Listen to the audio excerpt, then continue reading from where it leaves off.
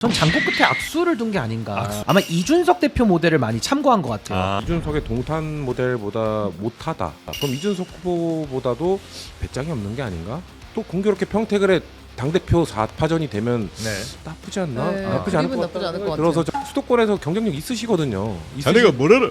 나 송영길이가 인천 말고는 안 나간다. 그러면 요청하면은 대표님은 받을 겁니다. 국민의힘에서 제명당했다라고 얘기하는데 이거는 훈장이지 그게 무슨 이게 치욕입니까? 저도 제명당했습니다. 김민수 최고위원 카드면 또 오히려 땡큐인데 김용씨가 출마하겠다고 얘기하는 게 이게 상식적으로 말이 되는 겁니까? 욕먹을 각오를 하고 얘기하는 건데 뭐가 이재명 대통령에게 도움이 되는지를 한 번 더 고민하셨으면 좋겠어요. 한없이 가벼운 시사 토크쇼 장르만 여의도 4월 14일 화요일 순서 시작하겠습니다. 반갑습니다. 정영진이고요. 지방선거 후보가 속속 정해지고 있고요. 또 후보하겠다고 나서는 사람들도 참 많이 있습니다. 어떻게 좀 마음에 드는 분들이 많이 있으신지 모르겠네요. 네, 뽑을 사람들 결정들은 아직 뭐 시간이 좀 있으니까 찬찬히 더 보셔야 되겠죠. 자, 오늘도 아마 많은 사람들이 오늘 정치권 뉴스에 등장을 할 것 같은데 그분들 어떤 분들인지 또 어떤 뉴스들이 함께 있는지 이야기 나눠주실 세 분 먼저 소개해드리겠습니다. 성치훈 더불어민주당 부대변인님 어서 오시고요. 예, 안녕하세요. 네, 반갑습니다. 김종혁 국민의힘 전 최고위원님 어서 안녕하십니까? 오십시오. 네, 반갑습니다. 자, 신인규 변호사님. 네, 안녕하세요. 신인규입니다. 네, 반갑습니다. 그리고 최윤경 기자 오늘 함께하겠습니다. 네, 안녕하십니까? 네. 자, 뭐 지방선거 참 오늘 그 출마 선언한 저 당대표 한 분이 있죠? 네, 그렇습니다. 네, 거기부터 한번 가볼까요? 조국혁신당의 조국 대표가 네. 경기 평택을에 출마하겠다고 오늘 10시에 출마 선언을 했습니다. 평택을이요? 네. 평택을. 네. 여기는 어떤 분들이 좀 많이 어떤 분이요? 아무튼 이제 조국혁신당이 13번째 국회의원이 되어서 네. 집권 민주당 소속 의원보다 더 뜨거운 마음으로 내란 완전 종식 진짜 개혁 완수라는 시대적 과제를 책임지고 실천을 하겠다라고 이야기했고요. 네. 그리고 뼈가 있는 한마디를 또 했습니다. 무공천 약속 지켜라. 민주당은 본인 사고 지역에는 무공천 하겠다고 했으니까 그 무공천 약속을 지켜라라는 이야기도 했습니다. 네. 군킴 제로의 그 방향에는 맞습니다. 맞는 네, 뭐 맞다고. 그런 출마겠죠? 예, 그렇다고 주장하고 있고요. 그리고 사실은 이제 경기 지역에도 있었고, 뭐 부산 지역도 있었고, 여러 군데를 두고 고민하고 있다는 이야기가 있었잖아요. 네. 그래서 의원들의 이야기도 듣고, 당원들의 이야기도 듣고, 이제 고심 끝에 이제 평택으로 가겠다고 선언했습니다. 혹시 뭐 지역 연고는 그 관계가 그렇게 많이 있는 경우는 아닌 것 같죠? 그 앞으로 이제 차차 설명해야 될 문제인 것 같습니다. 네. 거기까지는 잘 모르겠습니다. 자, 조국 대표는 또 우리 신인규 변호사가 꽤 전문분야시잖아요. 사랑하잖아요. 네. 특수관계예요. 뭐 전문까지는 몇 분 전에 아니지만. 글 올리셨던데. 페북에 글 하나 좀 뭐라고 올리셨어요. 올리셨어요? 아니, 그러니까 이제 조국 대표가 전 상당히 고민을 많이 할 수밖에 없는 상황 같아 보이긴 해요. 예. 왜냐하면 지금 정당 지지율이 지난주 기준으로는 갤럽에서 1%가 나왔기 때문에 어떻게 보면 본인의 개인기로만 지금 돌파해야 되는 그런 상황이거든요. 네. 근데 사실은 한국 정치 구조상 아무래도 양당제 체제 하에서 또 특히나 지금 이재명 정부가 워낙 잘하고 있기 때문에 오히려 민주당에 더 힘을 몰아주자라는 그 집권당 프리미엄이 있는 그 선거 구도 아니겠습니까? 네. 그래서 그런 차원에서는 조국 대표가 고민 끝에 이제 결정을 평택으로 한 건데 전 장고 끝에 악수를 둔 게 아닌가 악수예요? 싶어요. 출마 선언 아직 잉크가 마르지도 않아요. 아니 그래도 이미 다 국민들 앞에 이야기를 하셨으니까. 근데 이유를 좀 설명드리면 네. 아마 이준석 대표 모델을 많이 참고한 것 같아요. 전에도 뭐 이준석의 길을 따라가겠다라는 멘트도 한번 하셨던 것 같은데 네. 그때 동탄에 출마해가지고 당선이 됐잖아요. 이거 거의 뭐 기적적인 당선이죠. 근데 그때 상황을 놓고 보면 윤석열이라고 하는 대통령을 심판하기 위해서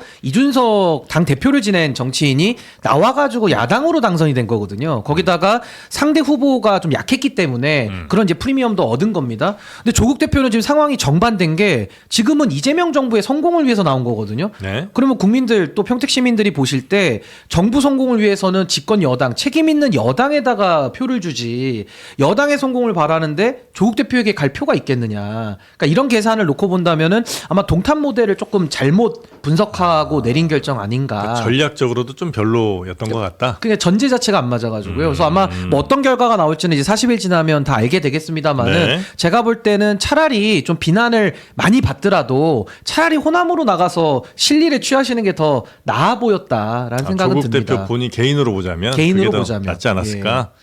국민의힘은 어떤 후보가 좀 준비하고 있습니까? 거기는 이제 삼선 의원 했던 유이동 전 의원하고 그다음에 이재영 강동의 이재영 전 의원 두 사람이 뭐 출사표를 던진 걸로 알고 있어요. 그리고 근데 이제 조국 대표는 그런 생각한 것 같아요. 거기 지금 열심히 활동하고 있는 사람이 두 사람인데 그 황교안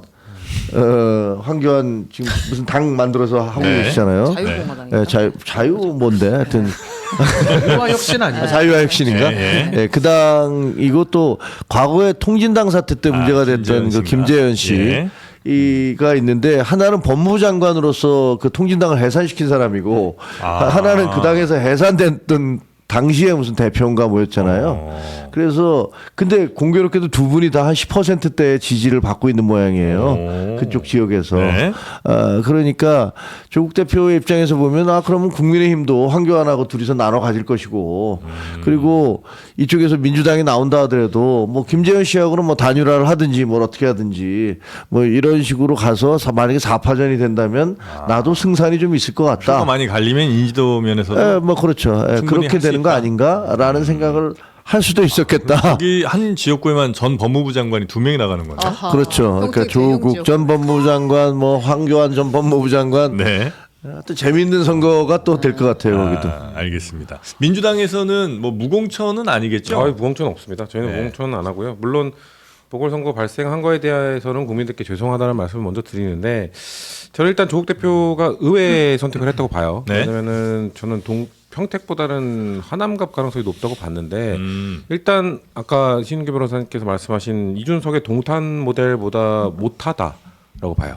왜냐면 이준석 후보는 당시에 그래도 무공천하라는 얘기 안 하고 삼자구도로 가겠다고 선언하고 나온 거잖아요. 네. 근데 지금 무공천하라고 하면서 나왔다. 그럼 이준석 후보보다도 배짱이 없는 게 아닌가라는 말씀을 드릴 수밖에 없고 그리고 좀 또 재밌는 게 지금 네. 전직 법무부 장관 2명으로 볼 수도 있지만 지금 당대표 출신 3명 현직 당대표 황교안도 대표했었죠. 그러네요. 김재현도 대표했었죠.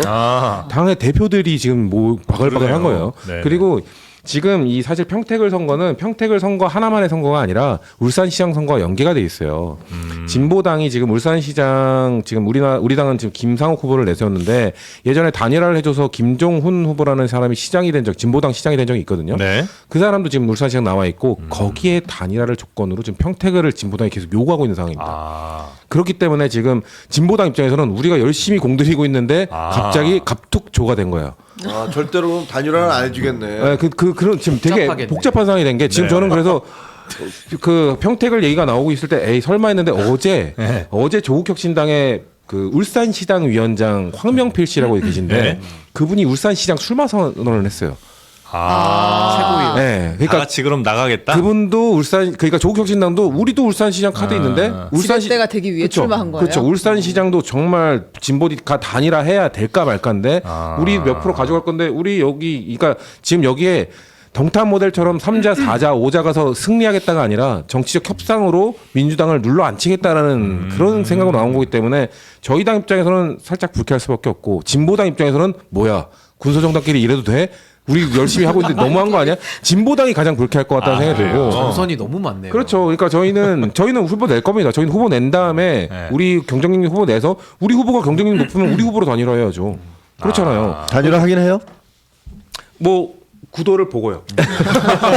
일단 단일화를 하기 위해 나가는 건 아니죠. 우리는 일단 이길 생각으로 나가는 거기 때문에 네. 왜냐면 우리는 거기 복잡한 구도가 되더라도 일단 우리는 이재명 대통령이라는 높은 국정 지지율이 뒤에 있기 때문에 네. 어떤 후보를 낼지 모르겠습니다만 아무튼 조국 대표는 진보 진영 여럿을 좀 실망시키는 결정이라고 좀 봐요. 아니 그래서 제가 이거 장고 끝에 악수라고 한 게 네. 결국에는 조국혁신당이 존재의 가치를 증명해야 되잖아요 스스로. 근데 결국에는 쇄빙선 얘기했고 국민의힘 제로를 여전히 얘기하고 있는데 네. 지금 성춘 대변인 말씀 듣다 보면은 이게 국민의힘 제로랑 무슨 상관이 있냐. 오히려 이걸 가지고 딜하면서 사실은 울산시장에도 영향을 미치는 거니까 우리가 지방선거는 전국 단위잖아요. 네. 한 지역구만 있는 게 아니니까 전국적으로 봤을 때 국민의힘 제로인데 이걸 가지고 조국 대표 대표의 원내 입성을 위해서 하나의 카드로서 이게 지금 막 교환되는 이런 모습들이 좀 너무 혼란스럽다. 원칙이 없다라는 생각이 하나 들고 또 하나는 이 왜 평택이 중요하냐면 여기가 경기도고 또 중도 민심이 중요하잖아요. 네. 결국에는 아까 우리 김정혜 의원님 말씀하신 대로 뭐 누가 나오든 간에 각자 포션을 가져가는 거고 네. 마지막 선택은 중도에 계신 우리 시민들이 이제 캐스팅 보터를 가지시는 건데 그분들에게는 지금 이재명 정부의 이 뉴 이재명 결국에는 확장성과 어떤 통합의 정치, 실력과 효능감을 위한 정치가 그 소구력이 있는 거거든요. 그렇다고 한다면 전 민주당에서 후보만 잘 내면 후보를 정말 엉뚱한 사람 내면 그건 안 될 일이고 정말 좋은 사람만 잘 낸다면은 네. 저는 민주당이 압도적으로 유리하다. 오히려 표가 갈라질수록 저 훨씬 더 유리하다. 여당 또 프리미엄도 있을 것이고. 저는 훨씬 유리하다고 봅니다. 네. 근데 이제 후보만 잘 내면의 자리 되게 중요한 것 같아요. 왜냐면 지금 민주당에서 원래 털을 닦고 있던 사람이 있는 것은 아니니까 네. 누구라도 뭐 낸다고 바로 된다 이렇게 볼 수는 없잖아요. 다른 지역들은 그래도 거론되는 사람들이 있는데 이 평택은 도대체 누가 민주당에서 가는 건가요? 예. 사실 지금 뭐 준비하고 있는 분들이나 예전부터 하던 분들 중에는 죄송한데 안 나올 것 같아요. 누군가를 좀 새로 전략 공천. 다른 곳에 있는 분은 어차피 지금 모든 재보궐은 전략 공천을 하기로 선언을 했고 네. 모두 공천하기로 했기 때문에 무공천은 절대 없다는 말씀드리고 거기에 결국 그러면은 이렇게 바글바글 당대표급 3명에 법무부 장관 2명 그러면은 여기 중량감 있는 인물 와야 되거든요. 그렇기 때문에 중량감 있는 인물을 지도부에서 고민할 거라고 보고 아까 신인규 변호사 말씀하신 것처럼 저는 경쟁력 있는 후보 내면 우리 쪽이 가장 잘 나올 거라고 보고요. 그러면 우리 쪽에 단일화를 해줘야죠. 설마 요게 또 전 당대표 송영길 전 그러면 당대표급 4명이 모이게 되면 그럼 모두 나쁘지 않다고 생각합니다. 뭐. 아니 왜냐면 체급이 다 올라갔으니까 이제 네. 전략 공천이잖아요. 그러니까 말 그대로 이런 거를 전략적으로 고민해서 후보를 낼 거니까 아마 네. 민주당에서 좋은 카드를 좀 검토해야 된다고 봅니다. 그럴 수도 있겠구나. 알겠습니다. 그렇다면 또 이제 그 송영길 전 대표의 입장도 우리가 네. 들어봐야 하잖아요. 근데 이제 광주는 절대 안 간다 이렇게 이야기했어요. 광주는 안 간다. 네, 그러니까 누가 광주 가라라고 공개적으로 말한 것이 아닌데 송영길 전 대표는 나 광주는 안 간다라고 확실하게 못을 박았고 내 운명은 당이 결정을 한다. 근데 가로치고 당이 한 번도 나한테 내 의견을 물어본 적이 없어. 네, 이런 입장을 밝혔습니다. 근데 뭐 광주 쪽으로 가셔야 된다 이런 얘기를 이제 어떻게 전에 뭐 좀 듣긴 하신 모양이죠. 그런 것 그러니까 같습니다. 뭐 광주 안 간다는 얘기를 하셨겠죠. 그러면 인천은 상당히 좀 내려놨다고 봐야 되는 건가요? 꼭 그런 것은 아닌데 네. 이렇게 이야기했어요. 인천 계양을 주민들에게 죄송해서 내 입으로 다른 지역 이름을 꺼낼 수는 없다. 아. 근데 당이 결정하지 않겠느냐라고 네. 이야기를 했습니다. 아. 가능성 있어요, 평택을? 저는 많이 떨려요. 왜냐면 또 전화 오실 것 같아가지고 그러니까 근데 평택을 쓰는 것 송영길 카드 쓰는 건 괜찮다고 생각하거든요. 네. 아 그럼 또 전화 오셔서 난 평택을 싫다고 하실 것 같은데 근데 당을 위해서 결국 광주를 일단 싫다고 하셨잖아요. 왜냐면은 광주 얘기가 나온 게 당에서 요청한 게 아니라 호남 출신이시고 그리고 소나무당 때 광주에서 출마를 한번 하셨었고 네. 그런 것 때문에 얘기가 설이 나오니까 나는 거긴 아니야라고 말씀하신 거고 그 송영길 대표는 진심으로 얘기하는 거예요. 나는 인천을 떠나겠다는 얘기 내 입으로 말 못하니까 당에서 꽂아주면 당이 나를 필요로 한다면 나 언제든 갈 거야라고 말씀하신 거거든요. 근데 지금 얘기하다 보니까 또 공교롭게 평택을 해 당대표 4파전이 되면 네. 나쁘지 않나? 네. 나쁘지 않을 그림은 것 나쁘지 않을 같아요. 것 들어서 같아요. 저는 그리고 수도권에서 경쟁력 있으시거든요. 자네가 뭘 알아? 나 송영길이잖아. 인천 말고 안 나간다. 우리 뭐 이럴 것 같은데 물병을 던져버려. 근데 그래도 저는 저 당에서 만약에 뭐 네. 여론조사나 이런 거 연구를 돌려보고 괜찮다라는 생각이 들면은 요청하면은 대표님은 받을 겁니다. 아, 그래요? 네. 요청을 하면. 아하. 근데 왜 연락을 안 한다고 연락 좀 하셔야 될 것 같은데 대표님 당에서는 왜 이렇게 근데 진짜 송영길 전 대표를 약간 미안하죠. 미안해서 그런가? 미안하죠.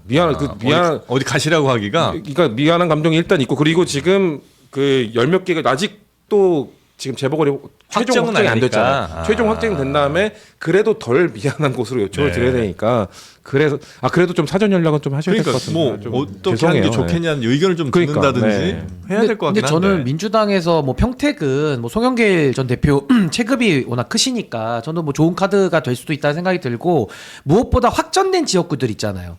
그런 데는 저는 빨리 저는 선거구를 확정을 해주고 후보를 정해줘야 그 후보도 뛰는데 즉 그게 아니라 이거를 다 12곳을 한 번에 하겠다라는 의도로 쟁겨놓고 있으니까 이게 좀 후보들 발이 묶이는 경우는 좀 있어서 네. 좀 민주당도 좀 전략적으로 확정된 곳은 빠르게 좀 정리하는 것이 맞아 보인다 네. 그런 생각이 듭니다. 자, 네. 그리고 또 나 정말 출마하고 싶다라고 이야기한 분이 한 분 더 있습니다. 출마하고 싶다고요? 네. 김용 전 민주연구원 부원장이 재보궐 출마 의지를 드러냈습니다. 어제 국회에서 열린 정치검찰 조작기소 관련 간담회에 참석을 해서 저 정말 보궐선거 출마하고 싶습니다라는 입장을 밝혔습니다. 입장을 밝히는 자리에 민주당 의원 11명이 같이 있었다고 하는데요. 정치검찰 조작기소 관련 간담회인데 네. 여기 이제 민주당 의원 한 11명 정도가 모였고 네. 이 자리에서 보궐선거 정말 출마하고 싶다. 네. 이야기를 했고요. 본인의 입장을 계속해서 받는 질문이 아니 지금 2심까지 유죄받고 보석으로 나오신 거잖아요. 라는 질문을 계속 받을 거 아니에요. 네. 본인이 또 이야기합니다. 당에서 다시 일할 기회를 주지 않을까 생각한다. 당의 결정에 맞게 열심히 일할 생각이다. 일각에서는 대법원 판결이 안 나왔는데 왜 무리해서 출마하느냐고 묻지만 나는 결백을 자신한다. 라고 이야기했고요. 그리고 지역은 경기도를 더 이제 선호한다라는 입장도 내놨어요.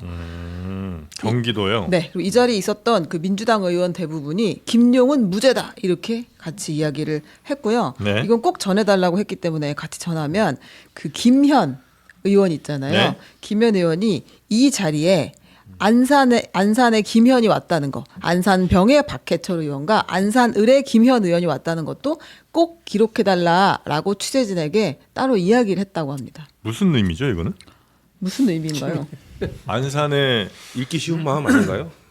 김현과 안산의 박해철 의원이 왔다는 걸 꼭 기록해달라는 건 어떤 의미로 한 얘기예요? 그러니까 안산이 지금 국회의원이 3자리니까 네. 나머지 국회의원 2명은 김용을 원한다라는 거를 응원하고 싶어서 지금 오신 것 같아요. 근데- 안산의 한 자리를 이제 김용 네, 그 나머지 그 김현 의원과 이 나머지 의원 둘이 지지를 한다라는 거를 이렇게 표명을 지지한다고 말은 못 하니까 네. 이런 식으로 좀 표명하신 것 같은데 저는 김용 부원장님이 억울한 부분이 있을 거라 생각하고 네. 그래서 좀 억울함을 풀 수 있으면 좋겠다고 생각합니다만 이게 참 김용도 부원장을 생각하는 분들에게 좀 욕먹을 각오를 하고 얘기하는 건데 뭐가 이재명 대통령에게 도움이 되는지를 한 번 더 고민하셨으면 좋겠어요. 그러니까 이재명 대통령, 이재명 정부 누가 봐도 측근이잖아요. 네. 누가 봐도 측근인데 리스크를 안고 출마를 하는 게 괜찮은가? 안 그래도 지금 이 안산도 되게 부적절한 일로 재보궐 사유가 발생한 건데 만약에 이 사법적 리스크를 해결하지 않은 상태에서 나가요. 네. 근데 대법원 문제가 우리는 억울하다고 생각합니다만 11명이 같이 주장을 하고 있고 민주당 많은 분들도 그렇게 생각합니다만 만약에 우리가 원하는 대로 판결이 안 나와요. 그럼 또 재보궐이 나오는 거예요.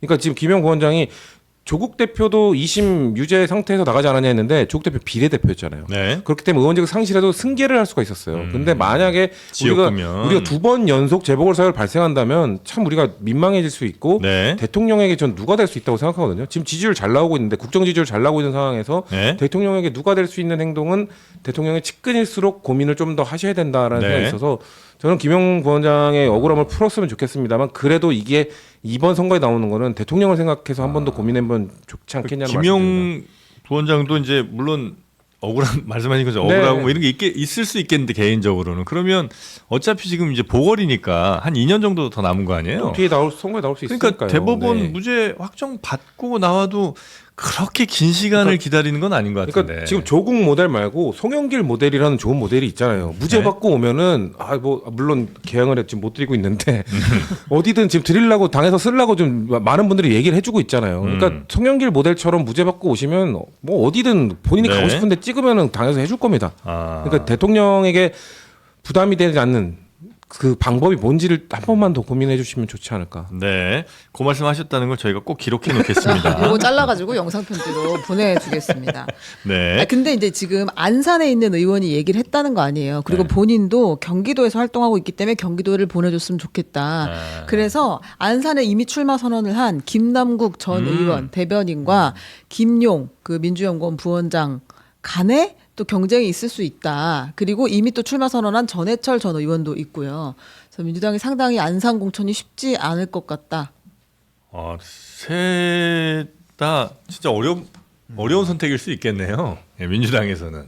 예, 그러나 잘 또 국민들이 시민들이 뭐 웃어 그냥 웃어. 예, 아니 그러니까 네. 지금 뭐 결국 여기도 결국 전략이거든요. 네. 네, 지금 정청래 대표가 진짜 장동혁 대표 부러워하시는 게 진심인 겁니다. 지금 이 상황에 미국 가가지고 와 의전 받으면서 돌아다니고 있는 당 대표와 네. 진짜 골머리를 선거 분위기는 아무리 좋아도 결국 재보궐에 대한 이 카드를 결국 당 대표께서 고민을 하셔야 되니까 아하. 네. 골치 아프죠. 네.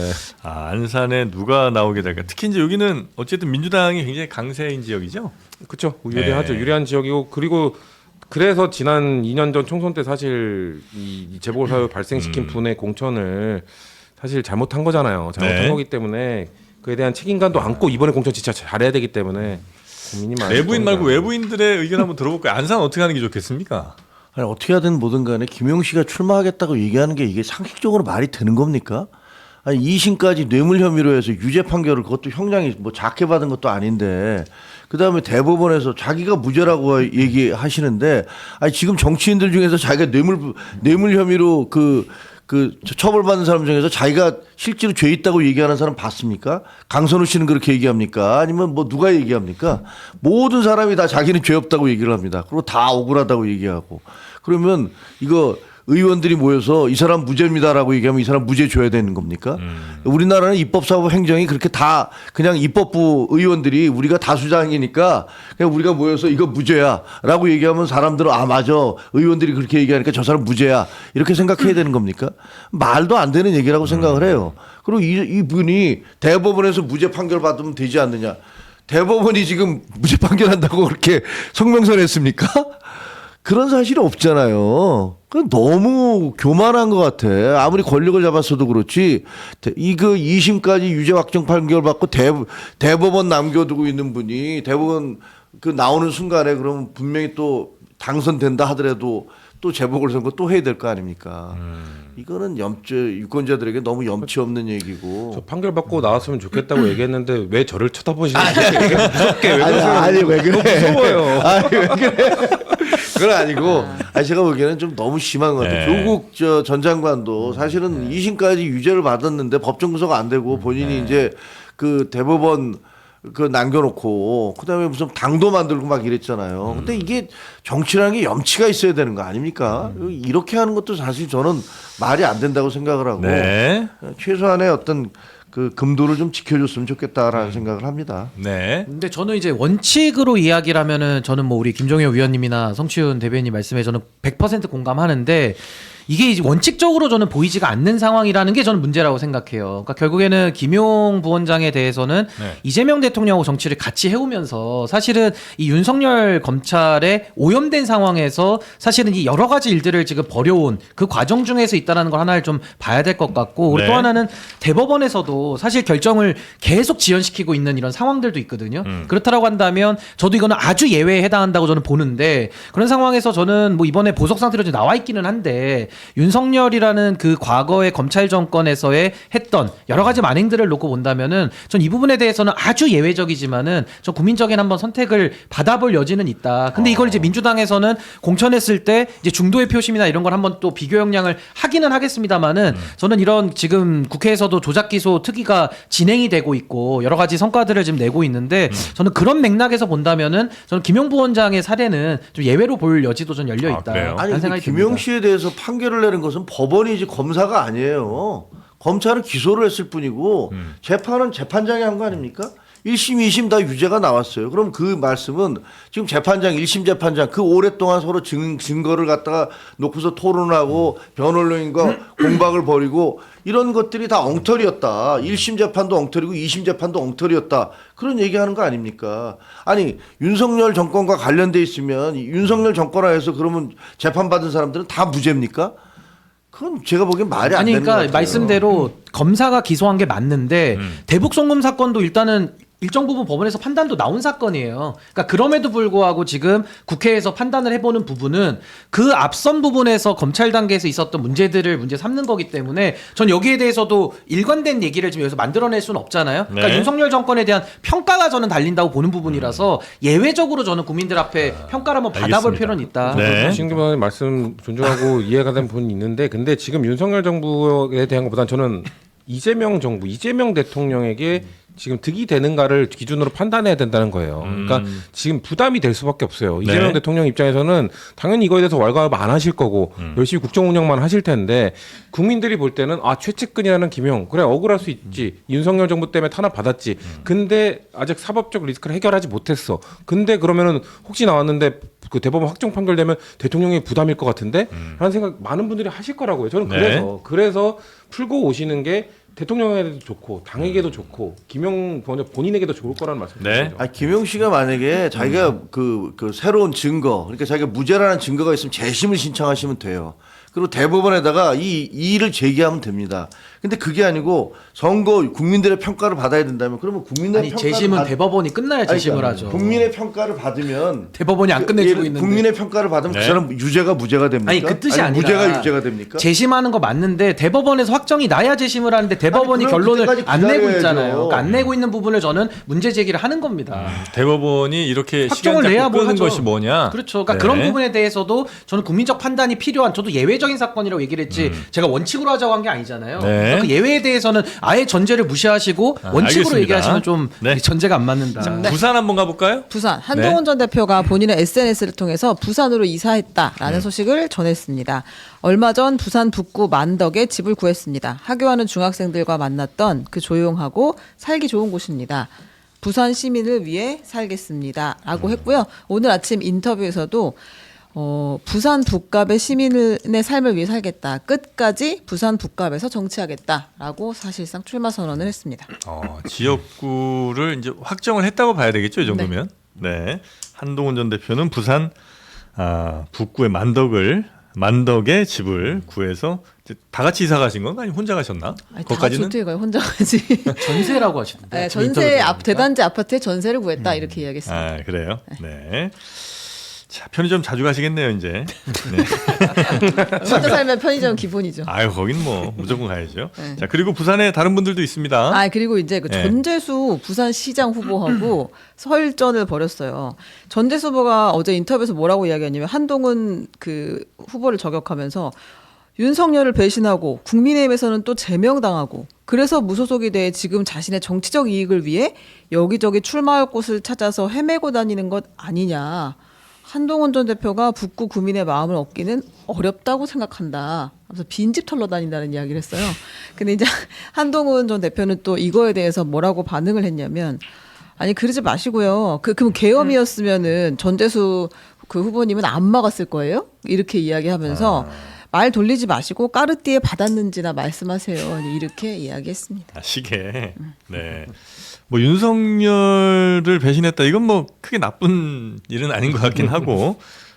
근데 이제 국민의힘에서 버림받았는데 지금 무소속돼서 여기저기 뭐 찾아다니는 게 뭐 별로 이렇게 보기 좋지 않다. 이 정도 아마 비판인 것 같은데 우리 그래도 김종혁 전 최고께서 한동훈 전 대표 입장을 좀 이렇게 더 대변을 좀 해주셔야 될 것 같습니다. 아니 뭐 대변할 건 없고요. 네. 뭐 윤석열 전 대통령이 불법적인 비상계엄을 자행을 함으로써 국민 전체, 국가 전체를 위기로 몰아놨다는 건 분명한 사실이고, 그리고 지금 많은 사람들이 거기에 용기를 못 낸 것을 그 반대하지 않은 것을 비판하고 있지 거기에 반대한 것을 비판하는 것은 저는 전재수 후보가 전혀 포인트를 잘못 잡고 있다라는 생각이 들어요. 그러면 윤석열을 배신하지 않고 윤석열이 시키는 대로 했어야 된다는 얘기입니까? 그게 배신도 아닌 거고. 그럼 거꾸로 예를 들어서 이재명 대통령이 만약에 불법적인 비상계엄을 한다면 그러면 전재수 의원은 그거 반대하지 않을 겁니까? 그러니까 당연히 반대해야 되는 거예요. 그리고 무슨 뭐 대통령이 부산특별법 하지 말라 그러면은 그 이전까지 주장하다 갑자기 바꾸고 뭐 이렇게 이것이 뭐 이른바 의리인지는 모르겠습니다만 그건 옳지 않은 거라고 생각을 하고요. 국민의힘에서 제명당했다라고 얘기하는데 이거는 훈장이지 그게 무슨 이게 치욕입니까? 저도 제명당했습니다.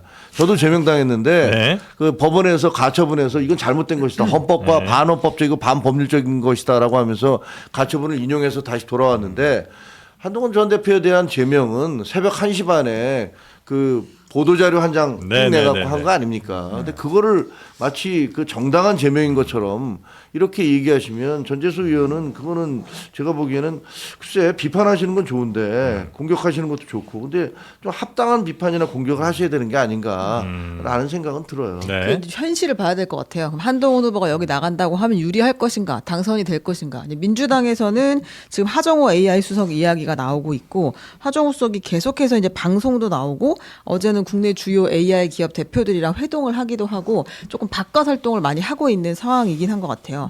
그리고 국민의힘 내에서도 이제 뭐 무공천해야 한다라고 주장하는 분들이 있지만 당 입장은 무공천은 없어 무조건 공천을 할 거야라고 지금 하고 있는 상황이잖아요. 그러면 최소 3파전이 예고가 되는 건데 그럼 이제 가능성이 얼마나 될 것인가는 또 이제 다른 문제일 것 같아요. 국민의힘 후보 내면 무조건 어려워지는 거 아니에요? 아니, 정치라는 게 뭐 네. 어차피 뭐 생물이고 계속 변화하는 거니까 네. 그럼 여기서 보면 그 누구야 그 서병수 당협위원장이 이거 무공천해야 된다 그 현지 지역의 당협위원장이 이미 그런 얘기를 하셨고 네. 그리고 또 김도읍 그 정책위원위 의장을 했던 김도읍 의원도 공개적으로 기자회견을 통해서 이거 하면 안 된다 우리는 무공천해야 된다 이렇게 얘기를 하고 있거든요. 네. 지금 그걸 결사적으로 반대하고 있는 사람들은 이른바 뭐 윤호개인 세력들, 당 지도부 이런 사람들은 뭐 어쨌든 뭐 부산에서 이게 저 망가지든 뭐하든 간에 한동훈이 돌아오는 건 맞겠다. 막 네. 그런 입장이신 것 같아요. 근데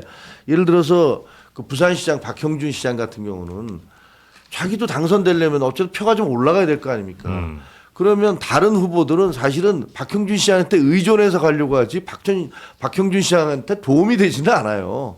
그러나 한동훈 대표 전 대표가 오면은 한동훈 대표에 대한 지지나 이런 것들 중도층의 뭐 보수 중도 보수나 이런 쪽의 지지도가 본인에게 도움이 되기 때문에 아마 저는 뭐 본격화 저 선거가 본격화되면 네. 뭐 이 당에서 누구를 공천할지 모르겠어요. 심지어는 뭐 이영풍 전 KBS 기자, 그다음에 또 뭐 김민수 전 최고위원, 네. 현 최고위원 뭐 이래서 혹시라도 박민식 후보가 가다가 네. 나 안 할래 그러면서 한동훈으로 가자 이렇게 할까봐 네. 그 안 할 사람을 확실하게 공천해야 된다. 그래서 김민수나 맞아요. 이영풍을 해야 된다. 이런 얘기까지 나오고 있어요. 근데 이게 상식적인 얘기가 아니잖아요. 그래서 뭐 지금 현재 우리 당 지도부가 내리는 결정들에서 좀 합리적이지 않은 것들이 워낙 많기 때문에 공천 과정에서 그런 것들이 워낙 두드러지고 있기 때문에 과연 이게 진행되는 과정에서 어떻게 전개될지는 좀 지켜봐야 될 것 같습니다. 네. 김민수 최고위원 카드면 아주 흥미는 진진할 보는 사람 입장에서 흥미진진하긴 할 텐데 상당히 좀 껄끄럽긴 하겠습니다. 네. 저희는 꼴꼴할 게 없는데. 그렇지 않나요? 좀 오히려 땡큐인데. 김민수 카드가 나오면 아니 그러면 그거 사실은 김민수 최고위원한테 죄송하지만 네. 뭐 만약에 나오게 되면 네. 얼마나 받겠습니까 거기서 표를. 그분을 아는 사람이 있어요? 내가 보니까 현지에 가보니까 하정우 수석도 아는 사람은 없어요. AI 수석이 뭐야? 뭐 하정우는 누구야? 뭐 이러고 있는데 네. 여기서 여의도에서 그리고 무슨 이제 정치 고관여층들 사이에서 하는 얘기와 현지에서 부산에서 그 사람이 누구지라는 거하고는 완전히 다른 얘기입니다. 그냥 민주당 지지자들은 민주당이니까 그렇겠지라고 하지만 네. 실제로 선거가 진행되면은 좀 달라질 거예요. 그 지역은 이렇게 꽤 보수적인 지역입니다. 네. 그 지금 보니까 김정욱 최고님 말씀하시는 거 보니까 한동훈 전 대표는 끝까지 전선이 두 개예요. 민주당이랑도 싸워야 되고 국민의힘도 싸워야 되고 김민수 최고위원이 왜 미국을 따라갔을까요? 저는 공천을 받기 위해 따라간 게 아닌가라는 생각이 드는데 네. 김민수 최고위원 나오면은 끝까지 버틸 겁니다. 저는 정말 그 장동혁 지도부 김민수 최고위원 정말 투명한 분들이잖아요. 너무 읽기 쉬운 마음이. 네. 그분들의 마음은 딱 보여요. 어떻게 되든 한동훈 전 대표가 나왔으니까 무조건 완주해가지고 민주당 후보가 되는 게 차라리 낫다. 한동훈 후보가 만약에 되잖아요. 그러면은 장동혁 대표는 끝입니다. 근데 한동훈 대표가 떨어지면 장동혁 대표는 한동훈 대표가 끝이라고 생각할 거예요. 네. 그래서 장동혁 대표는 무조건 완주할 수 있는 사람. 그리고 분열돼 가지고 단일화 안 해가지고 졌잖아라고 하면은 거기는 원래 민주당 지역구였습니다. 이렇게 얘기할 겁니다. 그러면은 이제 또 면피를 할 수 있는 거거든요. 네. 그렇기 때문에 장동혁 대표는 너무 지금 한동훈 대표를 떨어뜨리기 위해서 어떻게든 최선을 다할 거기 때문에 저는 뭐 국민의힘은 그래서 알아서들 하시라라는 생각을 하고 싶고 근데 두 사람은 같은 하늘을 지고 살 수는 없는 거군요. 둘 중에 한 명이 죽어야 됩니다. 네. 그래요? 예, 그러니까 둘은 그렇게 생각하고 계신 거예요. 한동훈 전 대표는 난 아닌데요라고 할 수 있습니다만 네. 한동훈 전 대표가 살면 장동혁 대표는 죽을 수밖에 없어요. 그래요. 그렇기 때문에 저는 그런 관계에서 그 도플갱어인가요? 그러니까 근데 저희 그럼 우리 당은 누가 나올 것인가? 네.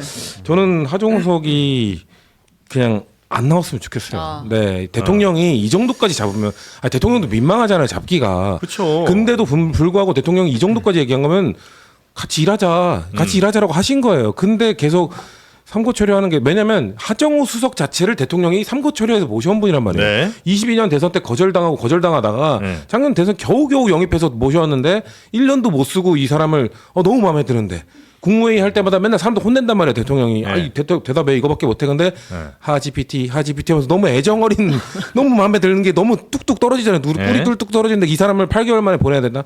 대통령 이 정도까지 표현했으면은 이분 정도는 옆에 둬도 되지 않나. 근데 당에서는 왜 이렇게 데려가려고 그러는 거예요? 카드가 좋으니까요. 슬로건 나왔잖아요. 대통령이 잡은 사람이에요. 지금 우상호 지금 강원도의사 후보는 대통령이 보낸 사람이거든요. 여기서 만약에 하정우석을 될 거면 대통령이 잡은 사람으로 하면은 아까 뭐 하정우석 모른다고 했지만 그래 대통령이 그렇게 붙잡았던 사람 그래 뭐 있었지 그걸로 지금 그 포털에 검색하잖아요. 배우 하정우 씨보다 위에 나옵니다. 지금 이 정도로 관심이 집중되어 있기 때문에 그 정도 뭐 인지도 뭐 그 국민의힘에서는 평가절하하고 싶겠지만 이미 올라가 있는 몸값은 저도 좋다고 생각합니다만 그래도 저는 대통령을 위해서 끝까지 좀 2년만 더 일해 줬으면 좋겠다. 대통령을 다른 위해서 사람이 네. 나올 사람이 없잖아요.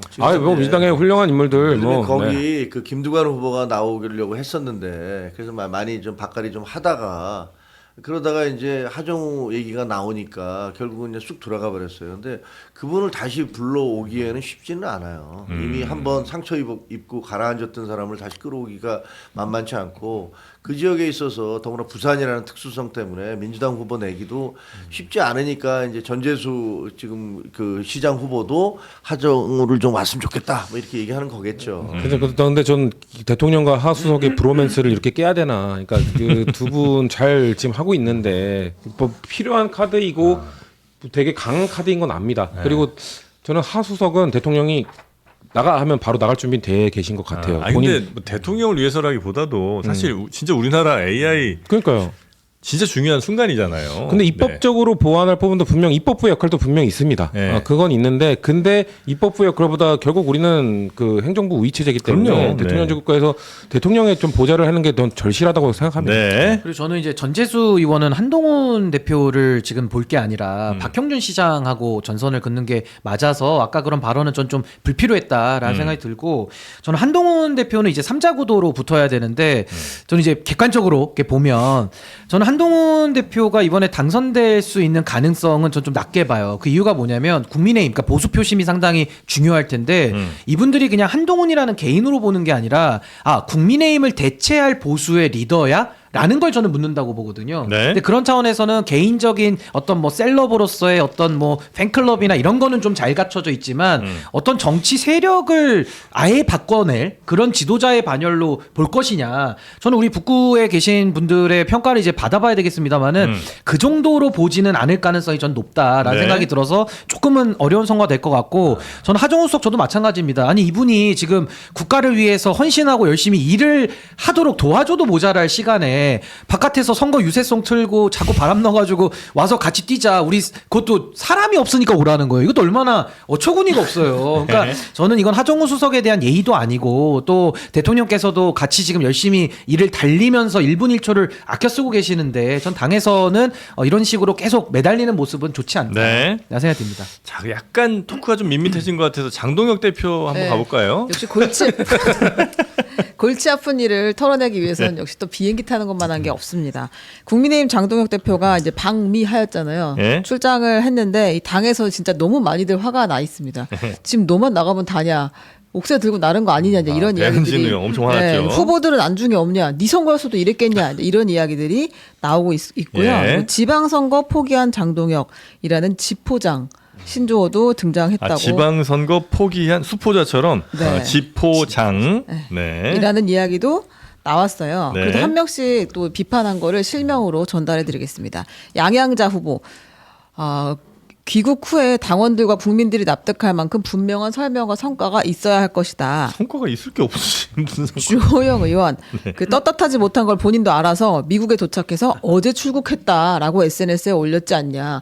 그 이제 간 뒤에 사람들이 알았다는 거 아니에요. 아, 네네. 네, 그래서 너무 이상한 일이다라고 이야기했고 배현진 의원은 후보들은 정식 공천장 받는 날만 기다리고 있는데 그 며칠을 못 기다리냐고 장동혁 스스로만을 위해 행보하고 있다면 후보들이 가만히 있지 않을 것이다라고 비판을 했습니다. 네. 그리고 가장 신들린 비판을 한 것은 민주당의 정청래 대표입니다.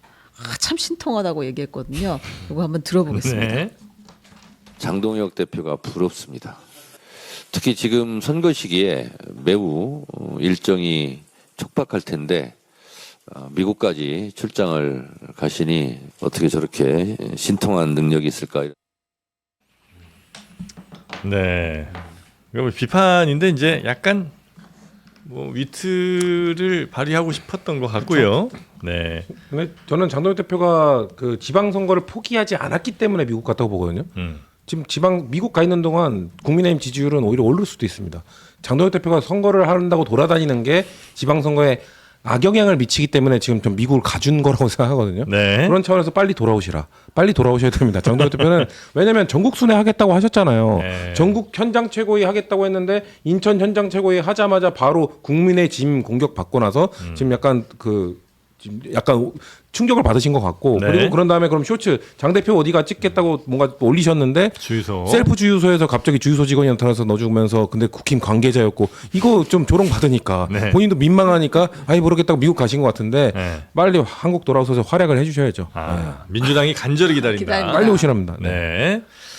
자, 하여튼 정청래 대표의 약간의 조롱까지 봤고요. 근데 미국 출국 전에 이진숙 전 방통위원장이랑 아주 또 긴 대화를 했어요? 그렇습니다. 장동혁 대표가 출국 전에 대구를 가서 이진숙 전 방통위원장을 직접 만났다고 합니다. 박성훈 수석 대변인이 이진숙 전 위원장 만나가지고 장 대표가 보궐 출마를 요청했고 답을 기다리고 있는 상황이다라고 했거든요. 이진숙 그 전 위원장은 8명 전체 가지고 경선하지 않으면 이 선거는 망해라는 입장을 계속 갖고 있고 실제로 그 한국갤럽이 세계일보 의뢰로 실시한 그 지자체장 양자 대결 보면요. 대구시장에서 여전히 국민의힘 후보 중에서는 이진숙 그 방통위원장이 제일 많은 득표를 할 것으로 예상되고 있어요. 아, 김부겸 후보랑 양자 대결 해보니까 네. 이진숙 씨가 제일 높아요. 그렇다고 합니다. 그 신기하네. 나름의 경쟁력을 경쟁이 있는 지금 모양입니다. 보여는 네. 주고 있는데 이건 뭐 데이터로 지금 나오는 거니까요. 네. 근데 저는 이제 장동혁 대표 얘기 아까 하다가 잠깐 옮겨갔는데 참 어떻게 보면 장동혁 대표는 제가 이제 보수의 종말이라는 책을 썼는데 그걸 현실적으로 지금 이뤄주고 계시는 분 아니냐. 그러니까 국민의힘에 대해 가지고 만약에 장동혁 대표가 안 보이잖아요. 안 보이면은 안 보여가지고 아까 배현진 의원 같은 분들이 융단 폭격을 하고요. 만약에 보이잖아요. 보이면 또 저 같은 사람한테 걸려가지고 융단 폭격을 맞거든요. 그러니까 안 보이면 안 보여서 맞고 보이면 보여서 맞는 이런 샌드위치 상황에 지금 처해 있기 때문에 저는 지금 이 국민의힘으로 상징되는 정말 그동안의 정치를 완전히 망가뜨렸던 세력들이 멸망해가는 종말해가는 그 과정 속에 전 장동혁 대표가 아주 그 모터 같은 역할을 하고 있는 거 아니냐. 그래서 뭐 이진숙 후보가 어쨌든 1등으로 나오니까 네. 이 대구시장 선거도 상당히 어려워진 겁니다. 좀 어려워졌고 아마 제가 볼 때는 이진숙 후보는 재보궐선거 쪽으로 아마 조정이 될 것 같기는 한데 누가 대구시장 나오더라도 아마 김부겸 후보랑 상당히 어려운 일대 결전을 해야 될 것이다 네. 라는 생각이 듭니다. 보수의 심장이라고 많이들 얘기하는 대구에서 이 정도의 인기라면 차기 당대표도 한번 노려볼 수 있지 않나. 이진숙 씨요? 예. 갑자기 다 내려놓으신 것 같은데. 너무 많이 힘드실 것 같으니까. 아니 원내에 들어오면 당대표가 될 가능성은 아, 높아지죠. 있죠. 예. 원내에 아이고. 들어온다면. 네, 들어온다면. 예, 이제 일단- 한숨.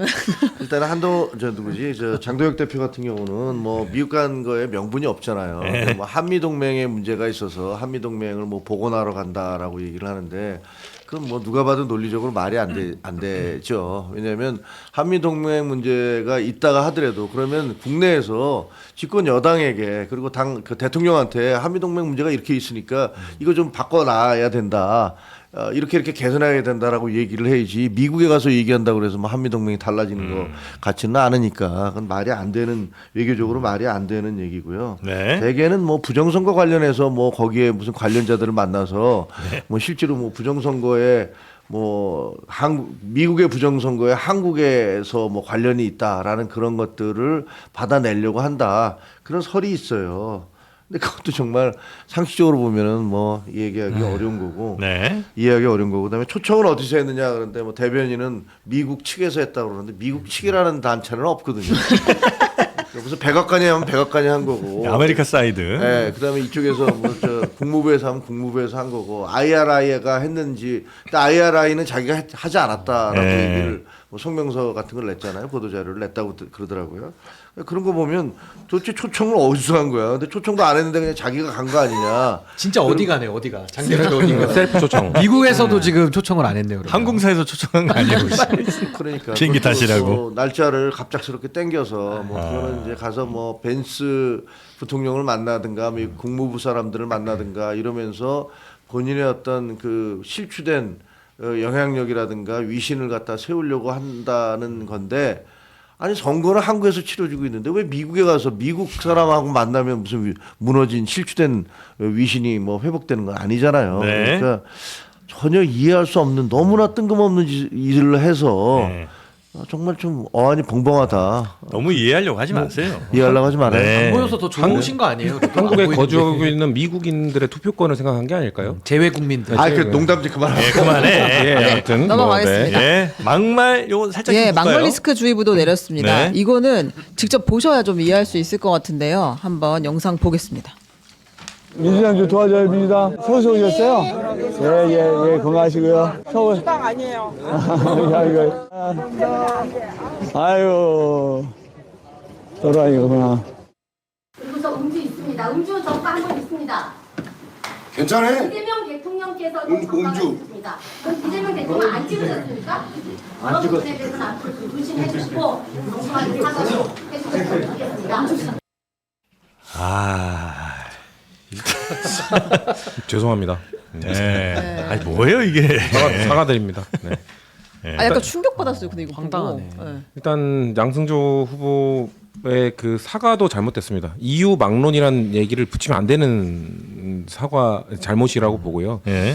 유권자들 중에서 혹시 뭐 윤어게인 말씀하시는 분이 있을 수도 있어요. 그런데 그렇다고 해서 뭐 그런 것들을 그렇게 직접적으로 얘기한 분도 아니잖아요. 근데 어떻게 저 XXX라는 단어를 쓸 수 있는지 저는 너무 부적절한 단어. 이거는 사과를 계속 반복해서 하셔도 부족하지 않다는 말씀을 드리고요. 네. 천영미 후보라는 분도 정말 부끄럽습니다. 그 본인이 그런 지적을 받았으면 본인이 하고 싶은 얘기는 뭐 거기서 대통령이 왜 나오고요. 그리고 일단 음주운전 관련돼서 사실 거대 정당이 국민의힘도 그렇고 저희 당도 그렇고 참 좀 느슨한 기준인 건 맞습니다. 두 정당 모두 거대 정당들이 뭐 10년에 2회 15년에 3회인가 뭐 그 정도의 느슨한 기준을 갖고 있기 때문에 본인은 그 기준 안에 들어갔다는 얘기를 하고 싶었던 것 같은데 그 얘기를 하더라도 사과하는 게 먼저죠. 사과를 요구하잖아요. 저는 적반하장의 저런 모습은 너무 잘못됐다고 보고 네. 죄송합니다. 네. 예. 당에서도 혼 좀 내야 될 것 같아요. 이건 너무 심각한 예. 문제죠. 저 영상이 바이럴되면서 얼마나 민주당에 대한 이미지가 안 좋아지겠습니까? 그럼요. 파란색 잠바 입고 있는 분이 저런 대통령 여기서 또 뭐 왜? 그러니까요. 그러니까 대통령을 소환하는 것도 어처구니가 없지만은 예. 지금 안산시장을 하겠다고 나온 분의 수준이 지금 저 정도로 오히려 문제 제기한 분한테 사과라고 역성을 저렇게 내는 이게 정말 해도 이거는 너무한 거고 네. 저는 민주당에서 이런 부분들은 정말 민주당을 위해서라도 저는 강력하게 좀 징계해야 된다고 봅니다. 저 정치할 자격이 있습니까? 근데 네. 이제 이런 분들에 대해서 뭐 후보 자격 박탈 같은 건 없고 이 공천이 된 상황이에요. 이 이미 후보는 예비 후보입니다. 예비 후보. 아직 후보? 경선하고 아. 있고요. 아직 거기 안산시장도 최종 후보 결정이 안 됐기 때문에 네. 이 정도의 논란이 있었으면 안산 당원들과 시민들이 결정해 주실 거라 생각합니다. 네. 정청래 대표는 후보들이 몸을 낮추고 국민 눈높이에 맞게 언행을 해야 한다. 앞으로는 단호하게 조치하겠다라는 입장을 내놨습니다. 네. 자, 그리고 다음 뉴스 넘어갈까요? 네, 얼굴 한번 보려고 가지고 왔습니다. 누구죠? 김건희 씨의 법정한 모습이 3개월 만에 공개가 됐습니다. 박성재 전 장관 재판의 증인으로 나온 건데요. 오랜만이네요. 그 이진관 재판장은 전염병 등 사유가 없으면 마스크를 쓸 수 없다. 그러니까 김건희 씨가 재판 내내 원래 마스크를 쓰고 있었잖아요. 그래서 이제 벗으라라고 이야기를 했고 김건희 씨는 제가 감기가 심해서라고 하긴 했지만 어쨌든 재판장의 진행에 따라서 마스크를 벗고 있었다고 합니다. 물론 이제 그 증인 신문에 대해서는 대답하지 않고 전부 다 그러니까 부인하는 것으로 일관했다고 합니다. 네. 자, 그리고 오늘 열리는 윤 전 대통령 정치자금법 위반 혐의 재판 여기에 두 사람 그러니까 부부가 만나는 그림이 나오나요? 아마 그럴 것 같습니다. 불출석 사유서를 따로 내지 않았기 때문에 김건희 씨가 증인으로 출석을 하게 될 것 같고요. 그렇게 되면 이제 부부가 제외하는 장면이 법정에서 네 나올 것 같습니다. 네. 자, 그리고 뭐 진짜 중요한 뉴스가 진짜 중요한 뉴스 하나 있네요. 있습니다. 이건 정말 제일 중요한 뉴스인데 윤석열 전 대통령이 2023년 영국 국빈 방문 당시에 찰스 3세 영국 국왕으로부터 선물 받은 한정판 위스키가 사라졌습니다. 대통령 기록관에 네. 존재하지 않는 것으로. 원래 외국 정상으로부터 받는 것들은 당연히 기록관으로 가는 거죠? 네, 근데 이제 상하는 물건들도 있을 수 있잖아요. 이제 그런 것들은 뭐 먹을 수도 있고. 뭐 그럴 수도 있다고 예. 합니다. 위스키는 상하지 않잖아요. 네. 오히려 5년 되면 5년 산이 더 붙여지는 거 아닙니까? 뭐예요, 근데? 라프로익? 네, 라프로익 15년이라고 하네요. 이게 좋은 건가 이게? 네, 아무튼 뭐 누구도 이걸 지금 내가 갖고 있지 않다라고 얘기했습니다. 어딘가로 사라졌다. 갔겠죠. 네. 요거는 찾기가 쉽지가 않겠네요. 이미 소화가 다 먹었겠죠.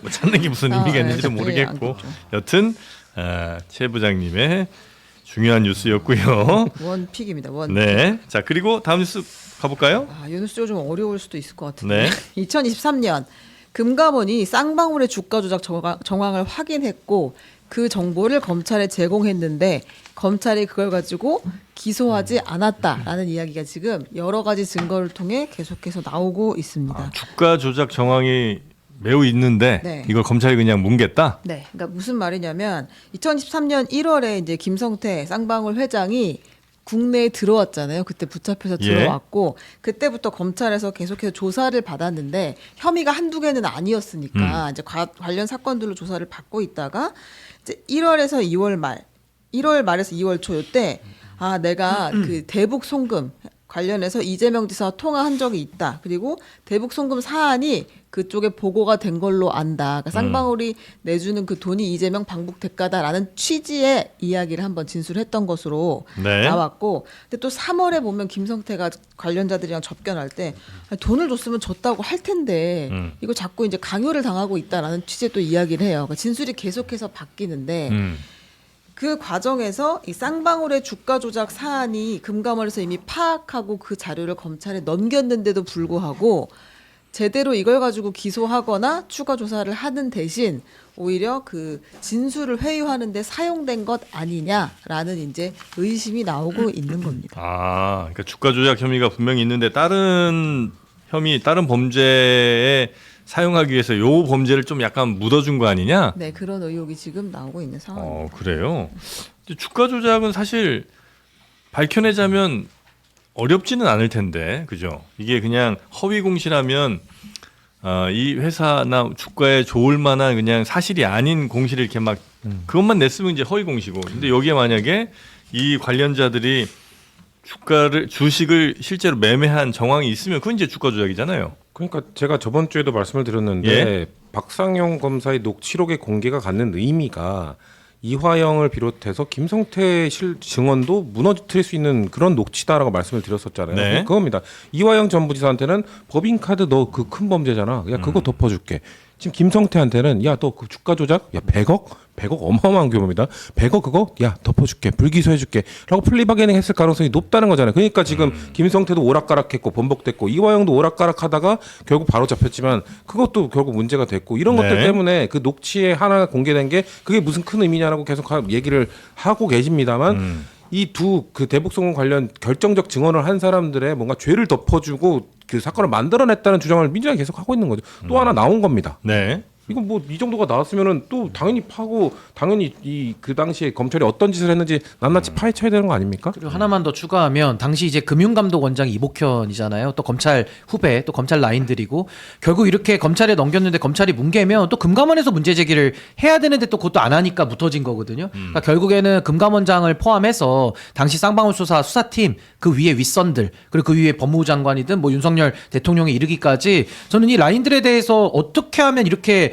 100억짜리의 주가 조작 사건도 덮어줄 수 있느냐. 이게 자본시장법에 엄하게 처벌되게 돼 있기 때문에 네. 형량도 무기징역까지 나오거든요. 그러니까 상당히 이 엄한 범죄를 대가로서 했을 가능성이 매우 지금 높아 보이는 상황 속에서는 아마 이런 이야기가 앞으로 더 나올 수밖에 없다. 굉장히 의심이 가는 부분들이 많습니다. 네, 만약에 주가 조작 혐의가 강하게 있고 거의 증거들도 다 확보된 상태라고 하면 이거 피하기 위해서 다른 진술을 얼마든지 누군가 입맛에 맞게 할 수도 있다는 말씀이신 것 같네요. 그렇죠. 작업을 쳤을 수가 있는 거죠. 의심을 네. 받는 거죠 지금. 네. 아, 요거는 다시 이제 조사를 좀 해봐야 되겠죠? 파야죠. 그러니까 네, 파야죠. 이 시점이 그거잖아요. 네. 이게 금감원이 검찰의 정보를 공유한 시점, 그때가 김성태 회장이 조사받고 있던 시기고 갑자기 진술을 이제 하기 시작한 번복하고 거짓 진술 하기 시작한 저희는 거짓 진술을 봅니다. 하기 시작한 시점이잖아요. 이 정도로 공교롭게 시점이 맞으면 이거는 네. 근데 만약에 혹시 주가 조작 혐의에 대해서 검찰이 불기소 처분을 한번 하면 이거 다시 기소할 수 있는 건 상관없어요? 그렇죠. 불기소를 했어도 증거가 또 나오면 또 새로 수사를 해서 나오면? 할 수는 있는 거죠. 알겠습니다. 근데 어쨌든 이거 지금 덮어준 부분이 김성태의 그 진술이 바뀌는 부분과의 어떤 연관성이 있느냐. 네. 충분히 이건 개연성 있는 의심이잖아요. 그러니까 그 부분이 지금 밝혀져야 되는 것이죠. 그러니까 뭐 네. 우연히 시기가 맞을 뿐이다라고 뭐 말씀하실 수도 있겠는데 저는 늘 가고 오비 일학도 3번이면 그거 까마귀 잘못이거든요. 이거 이 정도면은 너무 기가 막히게 맞은 거예요. 까마귀 귀책 사유. 네. 우연히 반복되면 그건 우연이 아닐 가능성이 매우 높다. 네. 자, 그리고 다음 소식이 혹시 있을까요? 자투리 뉴스로 한번 자투리 뉴스 한번 가볼까요? 네. 네. 휴. 우리 최윤경 기자의 네, 너무 제가 계속 요 며칠 심각한 얘기만 갖고 오는 것 같아서. 가치관이 잘 드러난 짜투리 뉴스. 아니, 그러니까 좀 맑고 밝은 뉴스를 갖고 와야 되는데 이제 저를 둘러싸고 있는 게 학교하고 그다음에 빚. 저는 부채 채무 이런 기사가 항상 눈에 들어오고 그런 기사를 자꾸 지금 갖고 와서 죄송한데 그 충남 계룡시 한 고등학교에서 학생이 교사에게 흉기를 휘둘러서 경찰에 체포가 됐습니다. 18세 학생이 30대인 그 남자 선생님한테 1대1 면담을 하자고 하고 둘이 있는 장소에서 흉기를 휘둘렀대요. 그리고 나서 도망갔다가 이제 자수를 했다고 하거든요. 예. 아마 이제 전에부터 좀 안 좋은 관계가 있었던 것 같습니다. 이 사연을 이야기하려고 했던 게 아니고 그 교육 현장에서 폭행이 진짜 많이 일어나고 있잖아요. 이 폭행의 형태가 굉장히 다양해지고 있고 관련해서 지금 보험까지 등장을 했다고 합니다. 보험이요? 네. 학폭 관련된 네, 보험? 이거는 이제 학생이 교사에게 이제 폭행을 행사한 것인데 음. 학생 간에 그 학교 폭력이 굉장히 다양한 형태로 지금 정의가 되고 있고 네. 요즘은 의자만 살짝 밀어도 바로 그냥 학교 폭력 위원회가 열린대요. 그래요. 학교에서는 근데- 자체 해결을 못 하고 이제 교육청으로 또 가니까 복잡해지죠. 근데 사실. 이게 심각한 게 학생끼리의 폭력은 학적부에 남거든요. 네. 저렇게 학생이 교사를 상대로 폭력을 행사한 거는 안 남아요. 왜? 이게 법이 잘못되어 있는 제도가 잘못돼 있어요. 그래요? 그러니까 지금 보니까 저 교사의 등과 목을 찔렀다잖아요. 지금 네. 여기 뭐 스친 건지 모르겠습니다. 목과 등에 상처가 나 있다는데 이 정도의 거의 뭐 심각한 범죄 행위를 했는데도 저건 학적부에 안 남도록 돼 있답니다. 그래요? 형사처벌을 받아도 형사처벌을 받으면 전과 나오겠죠. 기록이죠. 전과 기록. 그러니까 그 정도의 문제가 돼야지 학폭은 그냥 형사처벌 안 받아도 무조건 남잖아요. 학생끼리 한 건데 생기부에게 남아요. 교사에 대해서 저런 행위를 한 게 안 남는데요. 그리고 네. 생기부에 지금 남는 걸 얘기하셨잖아요. 그게 또 다른 시장을 하나 만들어낸 거예요. 그러니까 생활기록부에 학교폭력 전과가 기록이 남기 때문에 이거 절대 안 남게 하기 위해서 요새는 학폭이 벌어지면 무조건 소송으로 간다고 합니다. 끝장을 보는 거예요. 예? 그래서 이 소송 관련해서 보험 상품까지 굉장히 많이 등장을 보험? 했대요. 예를 들면 이제 내가 가해자일 경우도 있고 피해자일 경우도 있을 텐데 이제 학폭위가 벌어지면 이건 무조건 학교에서 합의가 안 되고 교육청 한번 가고 교육청에서 결국에 합의 못 하고 법원까지 가거든요. 그러니까 우리 아이가 여기 연루되었을 때 결국에 변호사를 부르게 되는 거예요. 그러니까 관련해서 소송 비용이나 변호사 선임 비용이나 상담 비용 같은 거를 보장해주는 보험들까지 상당히 많이 등장을 했다고 하고 실제로 그 보험금 지급 건수도 이제 보험 처음 등장했을 때보다 한 5년 사이에 2배 이상 늘었다고. 근데 요거는 제가 부연 설명 좀 드리면 저도 예. 이제 변호사들이 지역에서 활동하면 학폭심의위원회 가서 활동을 하거든요. 하면 이제 그 양쪽이 다 와요. 오면 학생도 오고 부모님도 오고 또 변호사들 요즘 선임을 해서 오는 경향이 높아져서 이제 변호사 입회까지 같이 하거든요. 네. 그렇게 했을 때 이제 학폭이 1호부터 9호까지 이렇게 쭉 나열이 되는데 기재되는 게 있고 기재 안 되는 항목이 있어요. 그러니까 기재 안 되는 쪽으로 이제 만드는 게 하나의 목표일 거고 만약에 또 학폭위에서 결정을 내리면 또 불복하니까 이걸 또 행정소송으로 또 가거든요. 행정심판하고. 그러니까 이런 식으로 계속 이제 사이즈가 커지다 보니까 아마 이런 보험 상품들이 좀 나오고 있는 좀 상당히 이건 좀 안타까운 일이죠. 어떻게 보면 사실은 이렇게까지 하면서 학교를 보내야 되나? 일이 커지는 거죠. 네. 안 보내요? 학교를 안 보내면 집에 데리고 있어야 되니까 보내긴 보내야죠. 와, 알겠습니다. 하여튼 학폭 보험도 나왔더라. 네. 자, 그리고요. 아 그리고 지금 날씨가 좋아졌잖아요. 네. 근데 도처에 달리는 사람들이 아. 엄청나게 많이 목격되고 있어요. 러닝맨들 많죠. 우리가 이제 많은 러닝을 관대하게 보고 있는데 이제 이분들이 하는 일 중에 절대 받아들일 수 없는 것들이 있잖아요. 뭐요? 우통 까고 뛰는 거 하고 왜? 진짜 깜짝 놀랐습니다. 제가. 아, 보기가 싫어요, 너무? 네, 그러니까 안 볼 권리도 있는 거잖아요. 아, 이거 뭐 얼마나 깠는데요? 다? 아예 여기 다 상반신을 다 벗고 아, 상반신은? 뛰던데. 예, 예, 예. 아, 근데 별로 이렇게 보기 크게 뭐 좋은. 보고 싶지 않았어요. 아, 그래요? 그리고 이제 단체로 해서 크루들이 생겨가지고 러닝 크루가 많이 뛰니까 아, 여럿이서? 쭉 뛰면 속도가 다르잖아요. 걷는 사람들이랑 네, 네. 길은 좁고 그러니까 항상 비키세요 하면서 비키세요 같이 하면서 이분들이 뛰거든요. 아, 그래요? 네. 네. 그래서 비키세요 금지령이 내렸어요 지금. 비키세요 금지령. 네. 그다음에 이제 3명 이상 달리지 말라. 그거 되게 위험하다. 그리고 웃옷 벗지 말라. 그리고 여러분끼리 모여서 박수 치거나 함성을 이제 외치면서 달리지 말아라. 아. 이게 지금 지침으로 내려와 있습니다. 보기 싫은 거는 이게 다모인 경우가 더 보기가 싫어요, 혹시? 아니요 다모랑 상관없습니다. 상관없어요? 네. 아, 다모. 네. 아, 다모인 건 줄 알았는데 다모. 털이 많은 경우가 싫으냐? 네. 이거 아니요 상관없어요. 그냥. 아, 그래요? 왜 싫대? 딱 보면 그냥 뭐 어떤 이게 약간 패치를 좀 붙여야 돼. 패치. 그러니까 보기가 그냥 벗은 거 자체가 네. 민망한 거예요? 아니면 부끄러운 거예요? 아니면 이게 좀 약간 비위생적으로 보이는 건 뭐예요? 그냥 입고 다닙시다. 우리 이거 어려운 거 아니잖아요. 알겠습니다. 아 이거 뭐 위통 훌러덩 벗고 다니면 보기 싫죠. 네. 아, 그래요? 다 보기 싫지 뭐 뭐. 해변가도 아니고. 그렇지. 아, 아니 제가 달리기 좀 하잖아요. 아, 그러세요? 네, 그 얼마 전에 저 4월 5일 날 뭐 예산에 가서 21km 뛰었는데 오. 네, 우리 지역에도 호수공원이 있으니까 호수공원에서 달리기를 해요. 아침 6시에 일요일 날. 네. 근데 뛰는데 이제 되게 자전거랑 같이 가고 그러니까 사고 위험성도 있고 그래서 한 줄로 뛰자.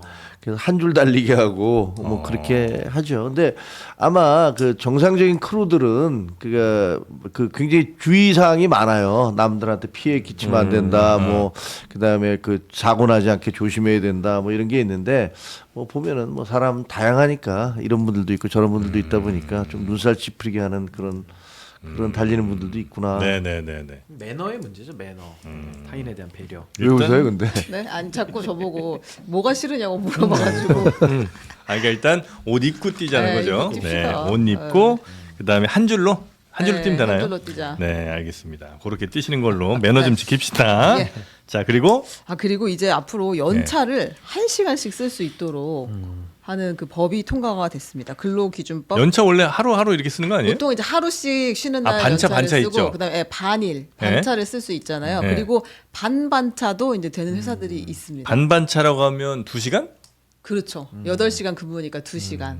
아, 4분의 1 차. 그렇죠. 그렇죠. 반반차. 그리고 이제는 1시간 시간차도 가능해졌습니다. 반반차. 그렇죠. 1시간씩 쓸 수 있다. 근데 1시간 쓰면 뭐 하는 거예요? 1시간 일찍 퇴근하고 뭐 이러는 거예요? 그런 걸 수도 있고 뭐 볼일 볼 수도 네, 있죠. 뭐 어디 은행에 잠깐 갔다 오거나 급한 일. 뭐 아. 병원에 갔다 오거나 이런 걸 수도 있겠죠. 그럼 그냥 저 부장님한테 얘기하면 되는 거 아니에요? 아니, 나 병원 갔다 올게. 저 그래도 이제 기록을 다 남기는 게 또 아, 관리에 그래요? 또 도움이 되니까. 그렇게 철저하게 합니까? 우리 때는 안 그랬죠. 그냥 저 다녀오겠습니다 부장님 이렇게 갔다 오는 거 아니에요? 아니, 근데 예. 노동 강도가 제가 이제 옛날에 그 미국에 특파원 갔을 때 네. 느꼈던 게 아, 얘네 노동 강도가 엄청 심하구나라고 느낀 게 뭐 집에 물 그 플러머 같은 사람들 뭐 이렇게 수리하러 오잖아요. 그러면 계속 무전기에서 시간을 체크하더라고요. 너 거기서 몇 시에 끝나? 몇 시에 끝나면 다음에 어디로 가? 뭐 이런 것들을 정말 그래서 와, 이 노동 강도가 딱 정해진 시간 동안 하지만 하여튼 쉴 새 없이 일을 시키는구나라는 생각을 했고 또 하나는 제가 아는 친구 하나가 이 커피 마시러 오면서 자기가 그 윗사람한테 너랑 커피 마시려고 내가 1시간 동안 그 브레이크 한다고 보고하고 나왔다. 이런 얘기를 하더라고요. 그때는 학교에서 대학에 근무하는 친구였는데 네네네. 그래서 그걸 보면서 야 이거 1시간 동안 뭐 되게 우리는 약간 좀 그런데 관대했었잖아요. 아 친구가 놀러 와서 근무하다가 잠깐 나가서 차 한 잔 마시고 온다는데 근데 그거를 보고하고 나오더라고요. 그래서 야 굉장히 좀 좀 저는 저게 유연해졌다는 느낌보다는 좀 너무 빡빡해졌다는 그러니까. 느낌이 들어서 왜냐면 뭐 예를 들면 담배 피우는 사람들 담타에 그렇지 다 체크해야 됩니다. 담타에 한 15분씩 탕비실 갔다 걸치죠. 오는 시간 합치면 1시간 되면 그것도 뭐 해서 뭐 근데 약간 담배를 또 1시간씩 피진 않으니까. 아니 근데 근데 담배 피우는 하루에 거 네 차례 모아보면 피우면 뭐. 1시간 돼요. 네. 너무 빡빡해지는 느낌이 아니 근데 이게 네. 또 반대로 생각하면 빡빡하다 볼 수도 있지만 또 우리 휴가 잘 눈치 보여서 못 쓰는 경우도 많거든요. 그러니까 오히려 이걸 또 공식화하고 하면은 더 이제 휴가 쓰는 것도 자연스러워지고 또 좋은 면도 있을 것 같습니다. 네, 우리 최 부장님이 좀 힘드시겠다 이제 그죠? 저요? 반반반차 쓰겠다는 이제 아 우리 그런 사람 없습니다.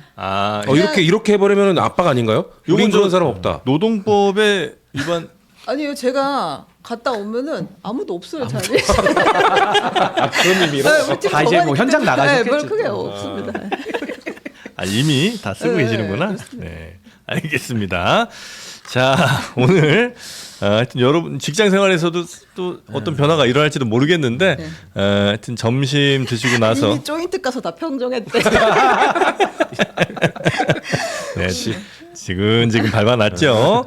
네, 아침 저녁으로 요즘 찬바람도 불고요. 일교차가 좀 큰데 이럴 때 몸이 조금 무겁게 느껴지신다면 초 프리미엄, 슈퍼 프리미엄 보양식, 농협 인증 6년근 홍삼 그리고 러시아산 녹용 또 바로 요겁니다. 본정심 본인가요? 네, 계량종이 아닌 오로지 지리산 장수계통의 무항생증 흑염소만 사용을 한 바로 이 본정심 본 네, 흑염소 진액입니다. 네, 요건 이제 냉동고기 같은 거 절대 안 쓰고 당일 도축한 신선한 고기로 내장 쭉 빼고 오로지 흑염소 육골만 고기와 뼈만 사용을 했다고 하네요. 어떻게 맛이 좀 한약 맛이 좀 나시죠? 맛이 진하지 않네요. 그러니까, 진하지 않다? 그래? 그러니까 원래 이런 거 약간 단맛 나게 하는 게 있는데 그런 게 그런 없어요. 맛 안 나지. 네, 그러니까 네. 이런 게 몸에 좋거든요. 네, 진짜 상한 몸에 또. 좋은 맛이. 이거 진짜예요. 제가 우리 흑염소 여러 개 팔아봤잖아요. 그리고 많이 먹어봤잖아요. 진짜 흑염소가 진짜 많이 들어있는. 그럼 다른 건 그러니까 모르겠어요. 근데 이게 주변에 들어간 양맛이 많이 나는 흑염소가 있는데 이건 진짜 염소가 입에서 지금 살아 숨쉬고 있는 거예요. 그래요? 음매 나올 뻔했습니다 지금. 저도 모르게. 음매 소리가 한번 초원을 뛸 뻔했다니까. 그래. 자, 여러분도 초원에서 달리듯이 한번 요 조인트 까입니다. 흑염소 진액 한번 드셔보시기 바랍니다. 누적 판매량 140만 포, 평점이 4.93점이나 된다고 하죠. 장르만 구독자 특별 혜택으로 40% 추가 할인 10포 더 드리는 것도 있습니다. 배송 메시지 장르만 여의도를 꼭 적어주시고요. 채팅창 링크 요 있죠. 예, 여기에 눌러서 접속하시면 되겠습니다. 자, 누구보다 필요한 우리 김종혁 전 최고위원님이 아니신가 싶은데요. 왜 내가 필요해요? 힘내시라고요. 나이 때문에? 네, 힘내셔야죠. 안 드세요. 또 달리시려고 하면 제가 먹겠습니다. 이번에. 자, 하여튼 세 분 대단히 감사하고요. 다음 주에도 잘 부탁드리겠습니다. 예, 감사합니다. 고맙습니다.